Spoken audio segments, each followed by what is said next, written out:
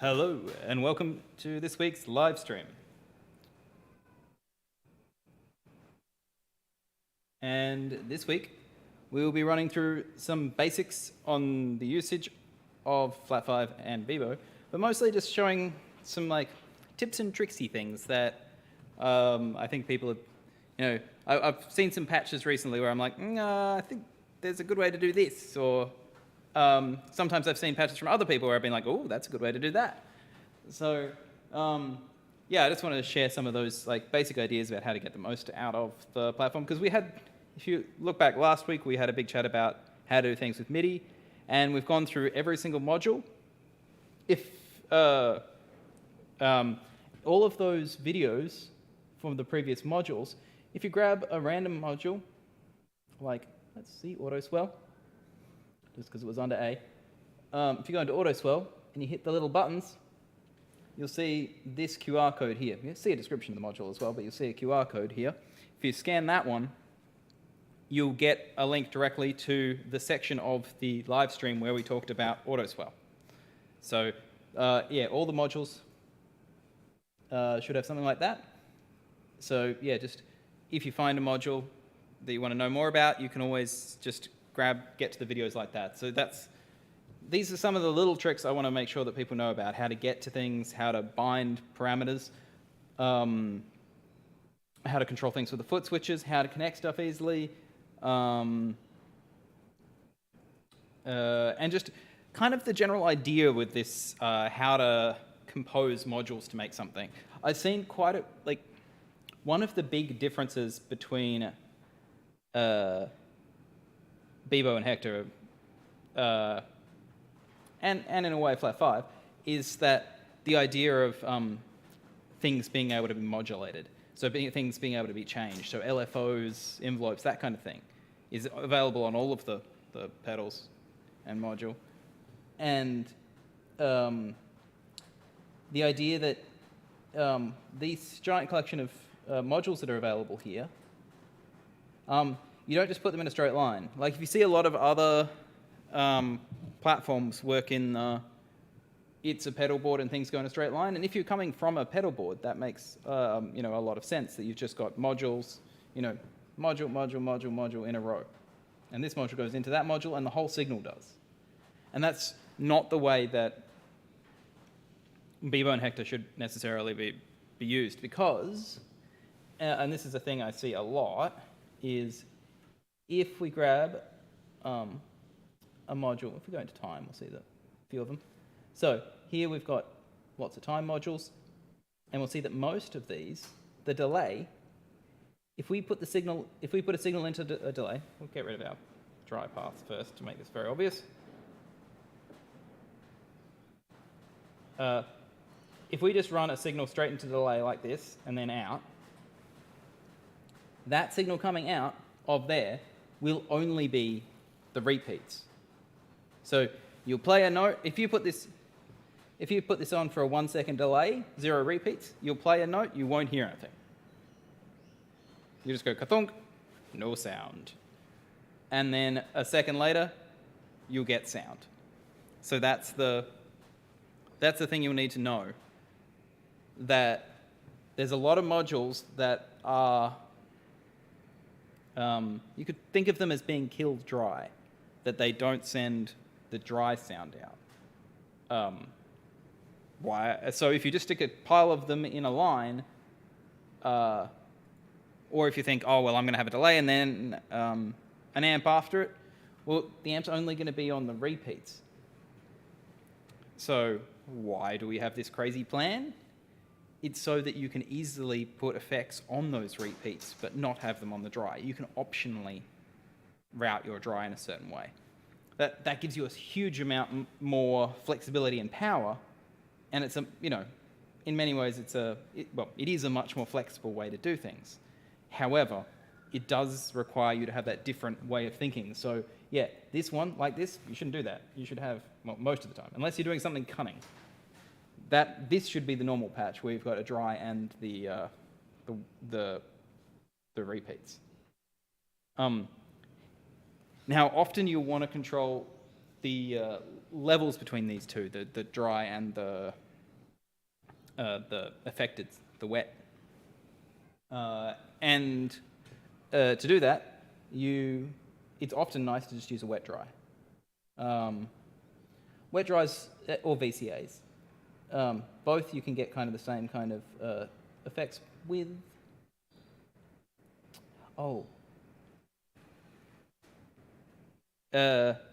There's another thing somebody asked me about recently, that they saw that I was patching this direction, left to right. And they were like, oh, my module doesn't work like that. In settings, there is a button here that says left to right or right to left. There's also one for upside down. Yeah, this one that says flip screen. So you can run it the other way up. So yeah, if you see somebody with their module upside down or running left to right or right to left, it's just whichever one you find more comfortable. Lots of synth people think more in the left to right because that's the normal workflow for synths. Some pedal boards, as you can see, like the inputs on, well, the physical inputs as well, they're on Beebo, and the inputs for Flat 5 come from the right. So it's right to left by nature. So if you're thinking in a pedal board point of view, right to left is more obvious, because historically, that's the way it's always done. So you can have the connector on a side where it's more likely for you not to stand on it. But yeah, if you can switch them around depending on your preference. Wet dries. If at any point you have a question, feel free to ask, even if it's not necessarily entirely related to the exact thing I'm currently babbling about. We have rapidly changing levels of light and cloud cover here at the moment, so occasionally I will have to adjust my brightness. Wow, better. Yeah, it was too dark. Because it has rapidly changed. It was really bright before. But brightness again. Sorry, there's a giant skylight above my head, so. And rather a lot of weather happening lately here. So, wet dries. So we've got one output. So I'll just disconnect these ones from here. Ba-dunk, ba-dunk, ba-dunk. So you can do them both at once there. And I will route my dry into the dry. And I'll write my wet into the wet, and I'll write that out. I'm actually running out of 1 and 3 here, so I can write like that. You can see my cables up here. I've got 1 and 3 plugged in. If you've got a TRS cable, I'm running, I actually have, sometimes I run TRS cables, and you'll see that they're plugged into 1 and 2. So you can run either way. And so now I can very easily change the overall level and my wet dry mix. Now, one of the cute things you can do, you might think, all right, these are the important parameters for this patch. I might expose them to Spotlight. I've exposed these two to Spotlight now. So if we go into Spotlight, we'll have these two parameters. You can easily get between them and control them on the knobs. Okay, now we decide, or in the XY view, which you may have seen. There's nothing currently bound to the XY view, but we can chuck them here, and then there's a little dot that appears. It says we're in the XY view. And if you press, if you press the XY again, you go X. Now it says it's bound to Y, and then nothing. And you get 2 circles if you've got them both bound. So that's, bounding things. You can bind them in here as well. So say that we want them always to end up on the left or right knobs. We can say that one's on the left and this one on the right. Now our knobs won't automatically bind to anything. If we go into another module, they'll just always be fixed to those things, because you might want your level always to be on that knob or something. You can bind them to both knobs. Now I've just left the left bound, and now the right is just bound to whatever you've touched last. So now I can still go in here, change the level of my delay. This knob now does nothing because I bound it. to the other one. Well, it's not doing anything to this module, right? It's always just doing the things you've bound it to. So it's doing, when I'm changing that knob, it's changing my overall level here, you can see. So it's always fixed to my overall level, whereas this one will be changing this one, like so. Oh, I've got a question from Matt.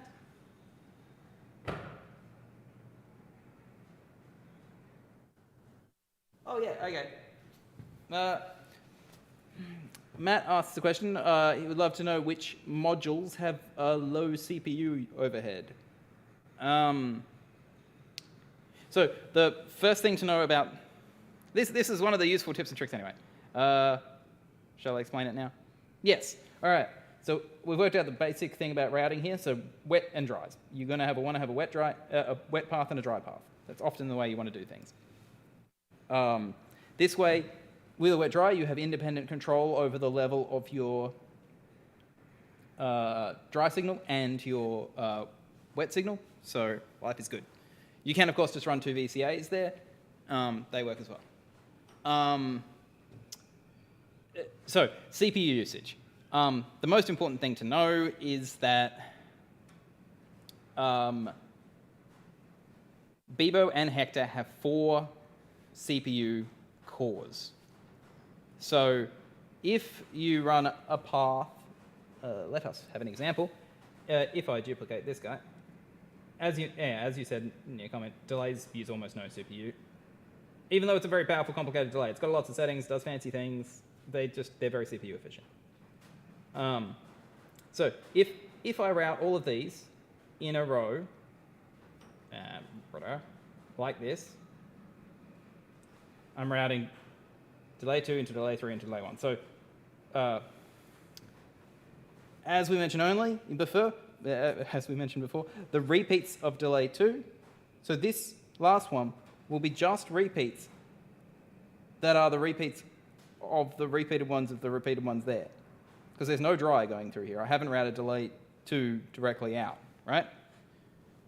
So you won't actually hear delay 2's, the dry signal that's going into delay 2 at all, apart from through the wet dry. You're going to hear, and through the other delay, but basically, you're going to hear this one is going to be on the repeats of that, which is going to be on the repeats of that. So remember, the stacking delays like that is different than if you route the same signal into all of them. But these modules are all in series. This means that the effect of the previous one is dependent. This one needs to hear this one, that needs to hear that one. And that means that it can't split it between the cores easily. So this is all going to be running on a single CPU core. Now, if instead we disconnect our input and connect it like that and disconnect our input from over here, our output, yeah, there we go. Now, if these are instead running in parallel like this, we're all running to wet. See, these 3 delays are now in parallel instead of series. They can be split between the cores. In most cases. So there's going to be sometimes, it'll always run faster if you're running, say if you're running different instruments on inputs 1 and 2 and 3 and 4 or something, and you're running totally separate chains, then they'll split perfectly between the cores. If you're running 4 totally separate chains, like if you're running a series of effects for the guitarist and a bass player, and then a vocalist, you might have 3 totally separate chains. And if you add one module for one of those chains, it's not going to increase your CPU usage unless that is the core that's running out of CPU. So the CPU indicator shows the most loaded core. So if it says 65% CPU usage, which I think is the lowest number, below that it doesn't show you anything, it'll be saying the most loaded core is using 65, 80%, whatever it is. The other cores might be using 0, or close to 0. So when you add that other chain, you might still be using exactly the same amount of CPU.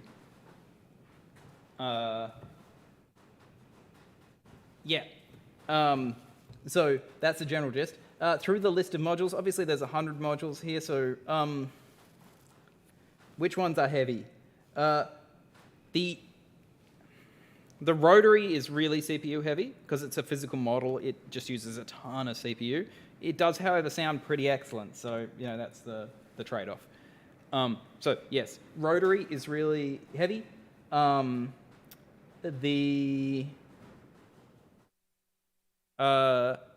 twist delay is a lot heavier than normal delay, but it's still not super heavy. The pitch shifters are onset detection, pitch detection, and pitch shifting are all pretty CPU heavy. Pitch detection pitch detect is more CPU heavy than most of the other things, pitch shift and stuff. Things like quantizer, they're going to use almost no CPU. Strum will use almost nothing. Most of these filters are very, very CPU efficient. Macro osc is pretty good as far as the big complicated oscillator goes. It's pretty CPU efficient. People often request, oh, okay, can we have a really basic oscillator? And the CPU usage difference is really small. They're like, oh, maybe I can just have a saw wave. It'll just use so much less CPU. And you're like, oh, the other one's pretty efficient already. It's the difference between using 4% and 4.5%. Who cares? Sometimes the modules you think are heavy aren't necessarily, and some of the ones you think are not that heavy are pretty heavy. Other ones that are heavy, all the amps eat all the CPU. Even the modeled amps, like amp base and stuff, they're pretty complicated models, and I've never spent any time optimizing them because they were kind of pretty placeholdery because they're not amazing. So the actual modeled amps are pretty arse and use a ton of CPU. But some people like them. They have more controls. Now the captures sound fantastic and use a ton of CPU. So all your options as far as ampy stuff are kind of like how much of all of the CPU you want to eat. The saturator and warmth don't eat that much CPU, but they use a little bit. Wavefold is a little bit heavier. And then the IRs. The cab doesn't use that much CPU, but it uses a bit, but not much. The reverbs are CPU heavy. And the reverbs split between the cores. So the reverbs will use CPU on all cores. And they're pretty CPU heavy, especially longer reverbs. It does depend on the length of the reverb for the reverbs. I feel like I just said the word reverb a lot. Yeah, it does depend on the length of the IR file we've loaded for how much CPU they're going to be using. None of the CV generators really use anything. They're all pretty efficient. Euclidean stuff uses almost nothing. The LFOs are pretty CPU efficient too. Yeah, the EQs use a lot of CPU. So if there's a case where you can be like, I just want to drop out a bunch of lows, use a filter, or just a bunch of highs. Just use a filter instead. The filters, especially the Oberheim filter, that gives you multiple outputs. It's a multi-output filter, so it'll give you all the different. It's band pass, band stop, low pass, and high pass filter all in one. So if you want to do a split or something like that, it's much more efficient to use that module than some of the others. Yeah, the EQs are very flexible and powerful and lovely and do a bunch of fancy things, but they also eat a ton of CPU. So does the compressor. The compressor is relatively pretty, but it's not very CPU efficient. So there's sometimes easier way to do that. So yeah, often you'll see a patch with an EQ, a compressor, and an amp in it. Yeah, those are all pretty heavy modules. So yeah, whereas yeah, you can have a boatload of choruses and delays and flanges and phases and all of that stuff. Just as many of those as you want. And then they can all be modulated and modulate each other and stuff like that with very little CPU overhead. There is a question from Jacob.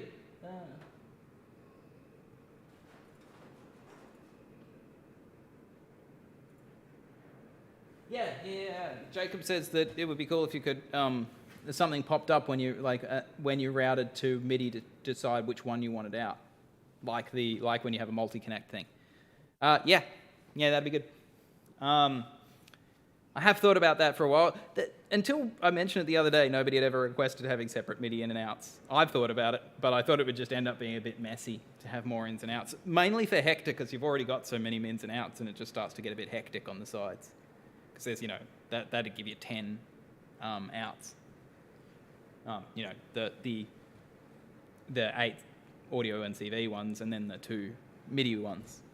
But yeah, I think having that option when you're routing from MIDI, hey, which one should you be routing from? Makes sense. I can detect when I've got we can detect when we've got USB MIDI plugged in. We can't detect when there's something plugged into 3.5. Yeah, because I didn't wire up any of the pins for input detection, which could have been a good idea.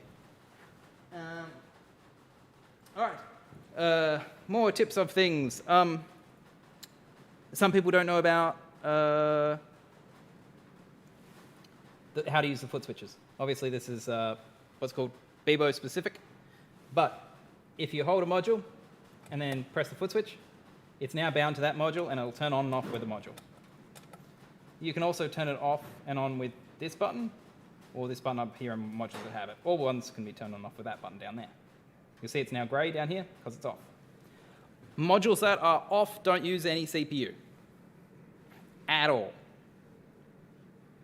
So if you have a patch with tons of modules in it, but only half of them are on, the ones that are off don't use any CPU. That means that you can have a patch with, say you've got 3 different bits for your song, you can have them all in the patch and just turn them on and off. And you can toggle them, so I bound this to A, now I will bind this one to A as well, right? So both of these delays, not this one, these 2 delays are both bound to A. Now when I press my A foot switch, you can see that it switches which one is on. This one is off and this one is on. This one is off and this one is on. Switch. So in there, I can, if I turn one of them off, I can make them both switch to off and on at the same time like that. Or if I just have one of them on, one of them off, they will toggle. So yeah, you can do that for multiple things. That toggling trick is pretty handy.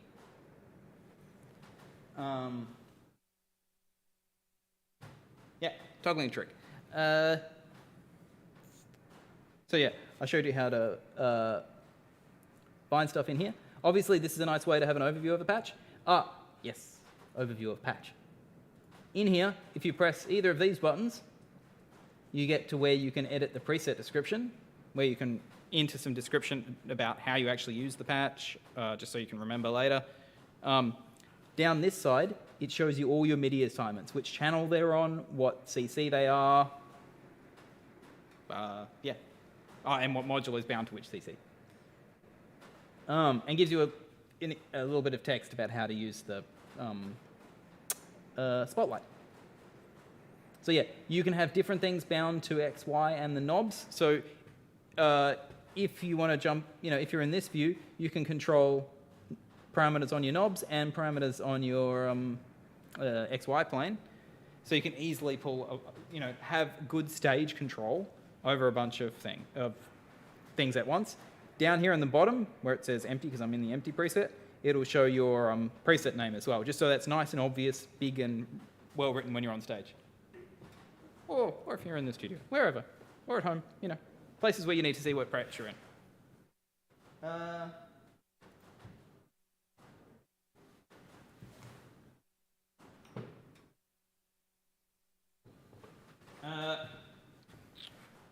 Amar asked, can we modify the channel and the CC from in here? So these ones are just what you've learned. So these ones just show the learned ones. I hope you can hear me above the rain. They just show you which ones you've learned. So to change something, just go into where you've learned it, and I'll show you that. To learn something, you go into here and you go like that. So it's press the dots and then press the thing you want to learn, and then you just press MIDI. It starts throbbing. You'll move the knob and it'll learn it. If you want to change it, you can press it twice and it'll forget the previous one, and then when you press it again, you just choose a different, turn the knob or whatever, press the thingy to send a new MIDI message, and then that will learn. So it'll just show all the ones. If you want to, I showed this last week, but if you want to, those are omnidirectional. They just detect whichever channel you send. Patch changes use this MIDI channel here. Everything else is omni, and it'll just detect what channel you're sending on, and then just listen to that channel. So if you send it on channel 3, you can control this one on channel 3 and this one on channel 4, or both of them on the same channel. So yeah, that's how you do those ones. I don't know if it's still how easy it is to hear given the rain and stuff here. I'll just show a couple more things. I haven't shown anything on Flat 5 yet. Most people ask about how to do the, what's going on here? Look, why is this not changing things? Because I'm in a blend. See, and then my other side is this. Now I can make it change things in the blend. So yeah, the main thing that people get confused about in Flat 5 is these blends, if you want to use them, which is blending between the two sides of a preset. And you can move between the two sides of a preset with this.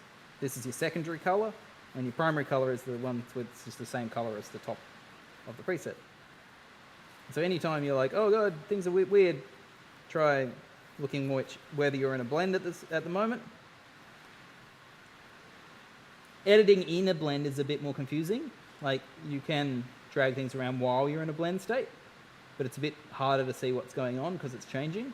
So often I will turn off the blend, work out, change a parameter, and then I can go back into the blend. The amount of blend is controlled by the secondary one over here, this one that says sense.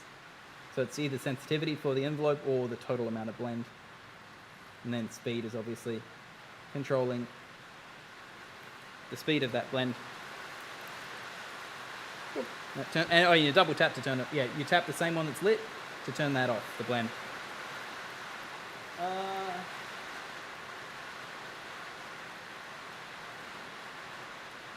Yeah. It should, for the MIDI stuff, it'll show you the values in the overview, and it will show you the values in the module that you've bound. It didn't used to do that. It'd show you a slightly confusing value that was a combination of the channel and the CC. That's fixed now, and it'll actually show you a nice little text, what the channel is and what the CC value is. Yeah, I didn't realize I hadn't fixed the display, but now I have. So the last few firmwares should have that updated.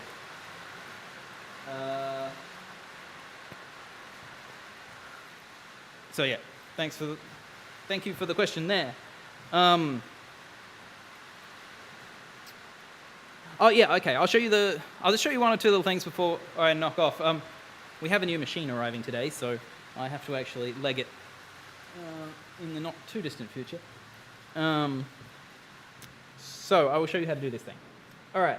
One of the big things that we often want to show is, oops, you go over there, Beanie. Here's my little babies. So you'll see how I've got this running in parallel for these things. So these are multi-taps of delay. Currently they're all the same though, so that's not very interesting. This is going to be a send to the delay, and this is going to be the return, the repeats. So if I want to add in a reverb here, the reverb will just be on the delay repeats. So remember, you need to send something to the, some dry to the reverb as well, if you want it to be on your actual dry.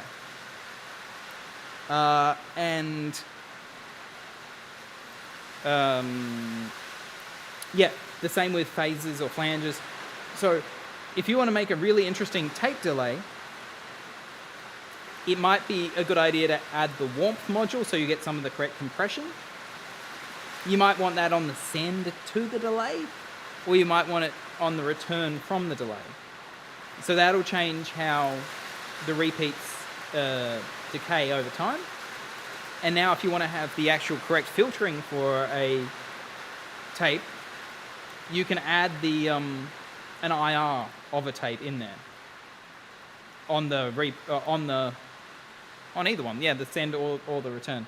A big one that's a popular approach is if you want to filter onto a reverb. So if you want to filter the sound going to a reverb, that's really easy to do with this approach. So you have you have a line going to the reverb, and have a filter there that you can drop out all of the lows, so you're just having reverb on your highs. I do that technique quite often. What else shall I show?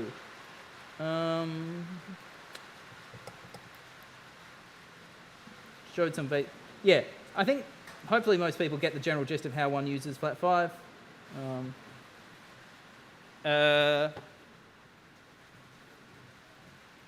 Running things around that. And I don't know what else I need to babble about for the moment. Oh yes, there was another one that came up just recently. Remember, you can, if you want to back up your presets or have them somewhere else, there is a button that says Export Presets here. So that'll let you move your presets between pedals and share them with other people. Definitely. So there's a place, you can go through this little thing to load all your presets, obviously, and search here. There's a place called Patch Storage where people often share their presets. It's definitely worth checking out and loading stuff up there.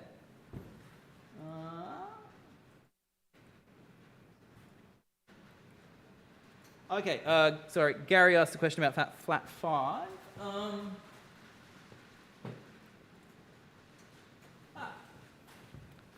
Also, good to hear, Matt, that you were using it and it was sounding good. Always happy to hear.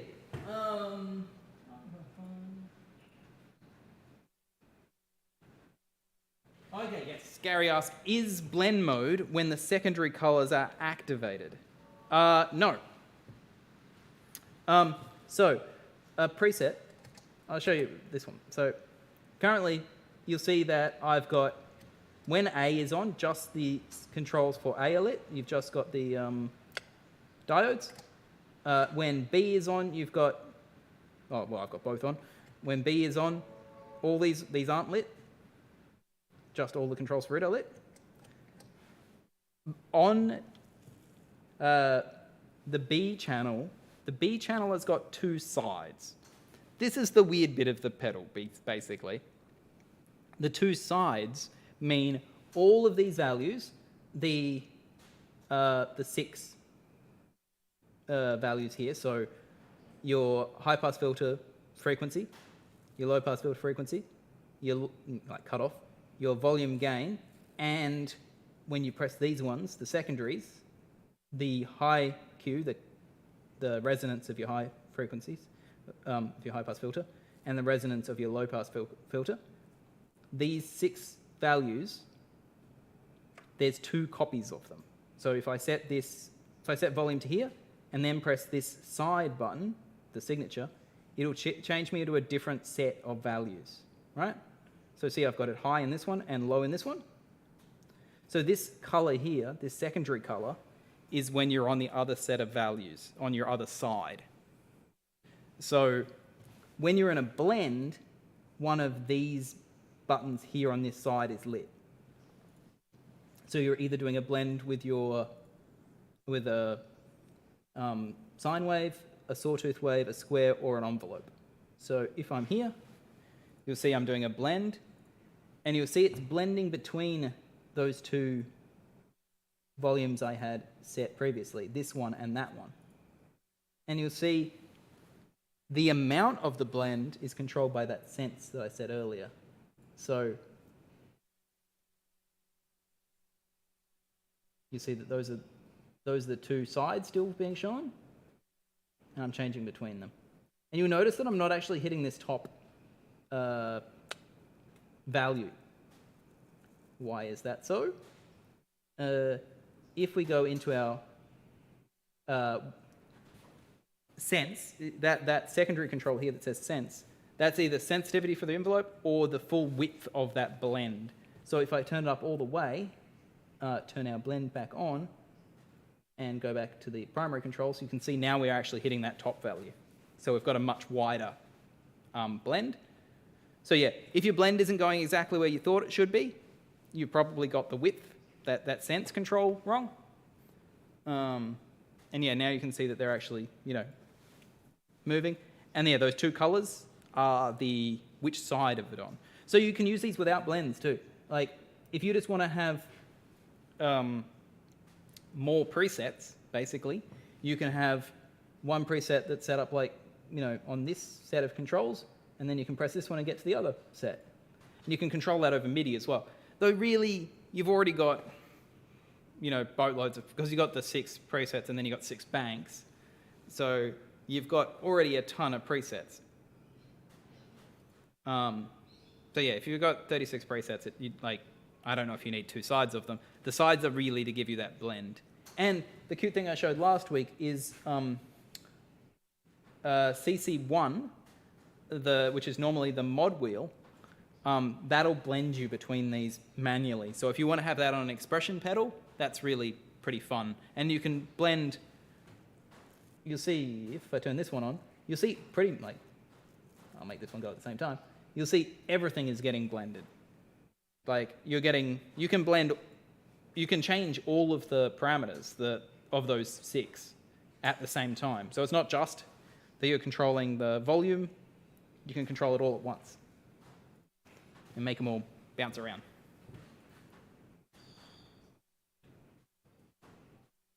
So yeah, Gary, I hope that helps answer the question about Flat 5 and blending. Yeah, blending's the weirdest stuff on Flat 5. So if it's weird and complicated, that's really, you just avoid blends. But they do get fun because you can do tremolos, you can do uni-vibe sounds, auto wahs, all of that kind of stuff really easily. And really interesting tremolos, like harmonic trem too, really, because you can change the cutoffs. The only other confusing thing is, so the secondary color here also indicates the direction of this A to B or B to A routing. So you'll see that this one's the secondary color, so it's going to here, whereas this one is now the secondary color, so it's going B to A.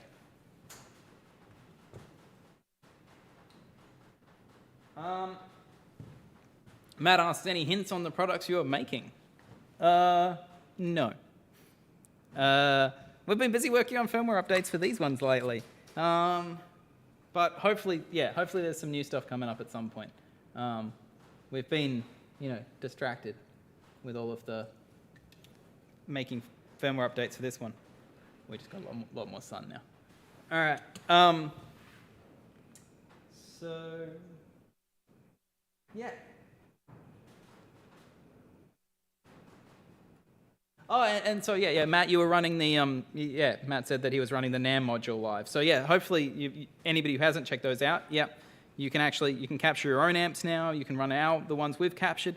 We're going to be uploading a few more captures that we've done. We haven't really got many bass amps in there at the moment, which is a bit silly given that currently 100% of the Poly team are bass players. I play guitar and bass, and actually Joe also plays guitar and bass, but we, both are pretty enthusiastic bass players. And a lot of that's a big thing for Flat 5 actually, related to this. Flat 5 works really well with bass. I use it a lot with my bass 6, so a 6-string Fender. And it's designed to be able to do, because of the way the filters are structured, you can get lots of fun sounds for bass. So remember and Joe uses it live, Flat 5, though mostly with guitar, in her guitar-y band. So yeah, they're definitely, don't overlook Flat 5 for bass.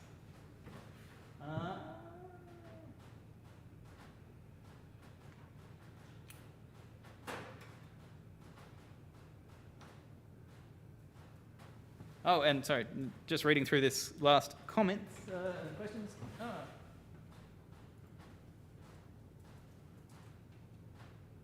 Oh, yeah. So, yeah, Gary, sense is the control for envelope sensitivity, so how much it reacts to your playing. And, for, LFO amplitude, exactly as you said. So depth of that blend. Yeah.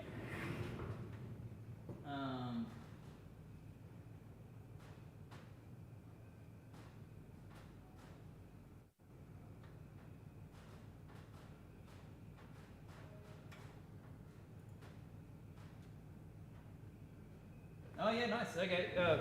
Jason mentions he's using the Beebo with a Chapman stick. So yeah, cool. They're fun toys. I've had a go at one of them once, and I've seen they often have multiple outputs, which is kind of interesting. I don't know if you're running multiple channels into Beebo. I think they usually have multiple outputs. Jason can probably correct me on if he was running multiple ins. Oh yeah, okay, yeah, blended. Oh, nice. Okay, and so blended both the stereo and then, enjoyed it. Good to hear it works well for those kind of situations. Yeah, so that's kind of, one of the things with the flexibility of routing is that you can do, interesting things to multi-channels.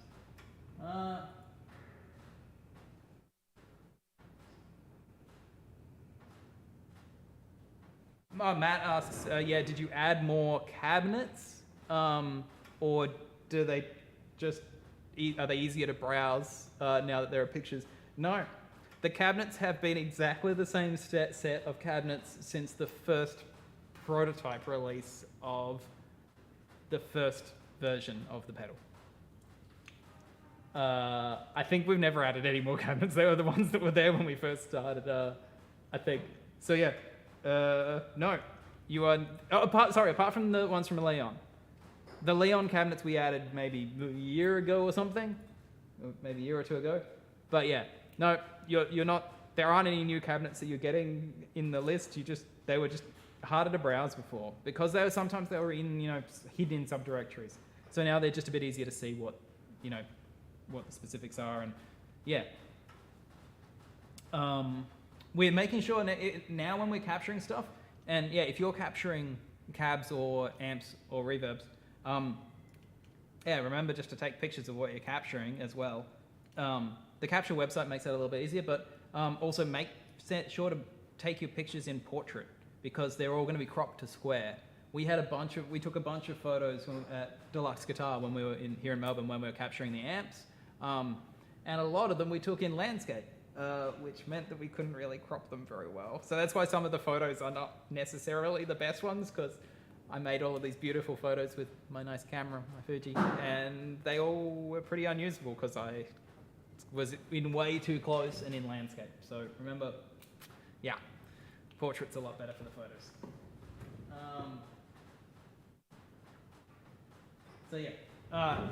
So we that's the collection. We have actually got a couple more cabs that we captured at Deluxe that we are going to include at some point. We just haven't got around to it yet because we're busy with all the other ones. the workflow for capturing it, like there's lots of descriptions online for the workflow for capturing those.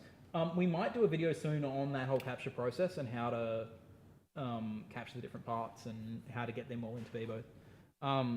Both for amps and for reverbs and IRs and stuff. The capture process for reverbs is super easy, so definitely. And remember that for the reverbs, you don't have to necessarily use a reverb as like, if you get what I mean. You don't have the file. Some other files sound interesting, like the recording of a spinning coin or something, or bubbles. You'll see there's a few really good videos of people using Beebo with non-traditional reverbs like that, and some of them end up in interesting granular textures and stuff, and it's good. All right, I think my giant truck of things might be arriving very soon.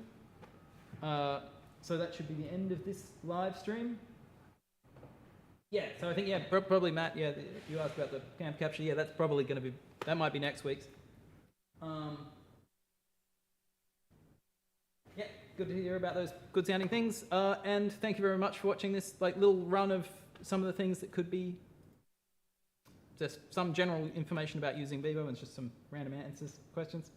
So yeah, thanks everybody for being involved. Sorry, this one's a bit more hectic. Yeah, just didn't. We've got machinery coming today.